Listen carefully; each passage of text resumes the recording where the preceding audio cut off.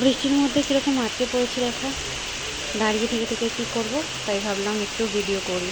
আমি কখনো এরকম ভিডিও করি না, রিলস ছাড়া কিছু বানাই না, বসে বসে বোর হচ্ছে, সেরকম কেউ নেই, আছেন কয়েকজনা।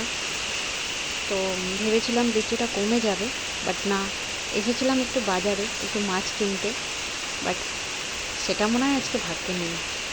মারাত্মক বৃষ্টি, ঝড়। ভালো লাগে এরকম একা একা দাঁড়িয়ে থাকতে, থামছেও না। ভাগ্যবশত ছাতাটাও আমি নিয়ে আসিনি। বাড়ি থেকে একটুখানি ভেবেছিলাম বৃষ্টি আসবে না, তাড়াতাড়ি চলে যাব কাজ মিটিয়ে, বাট সেটা হলো কোথায় আর। এই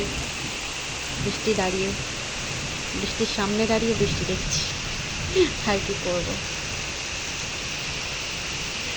তোমাদেরও দেখাই চলো। একদম ভালো লাগছে না, একদম ভালো লাগছে না। নিজের বাড়ি ভালো, তার উপরে ঠান্ডাও লাগছে। হাওয়াটা যত চালাচ্ছে না তত ঠান্ডা লাগছে। এখন থামবে বলে তো মনে হয় না, আর বাড়িতে সেরকম কেউ নেই যে আমাকে একটা ছাতা দিতে আসবে। মানে কি বলবো, মনে হচ্ছে দুপুর হয়ে যাবে। এখনই তো তোমার 11:30 বেজে গেল। একটা দোকানের মধ্যে দাঁড়িয়ে রয়েছে, আরও অনেকে আছেন, আমি শুধু একা নেই। একদমই ভালো লাগছে না। কখন বাড়ি যাব জানি না, তবে কিছুক্ষণের মধ্যে যদি বৃষ্টি না থামে, ভিজে ভিজেই বাড়ি চলে যাব, যা হয় হবে। অনেক বছর বৃষ্টিতে ভেজাও হয়নি।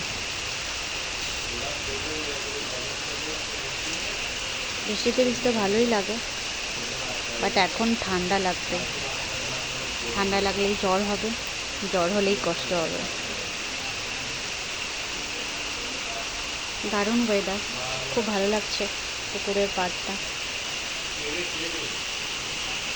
চলো আর ভিডিও বানাচ্ছি না, বাড়ি যাবো এবার, ভিজে ভিজেই বাড়ি চলে যাব। সবাইকে টাটা, ভালো থেকো সবাই।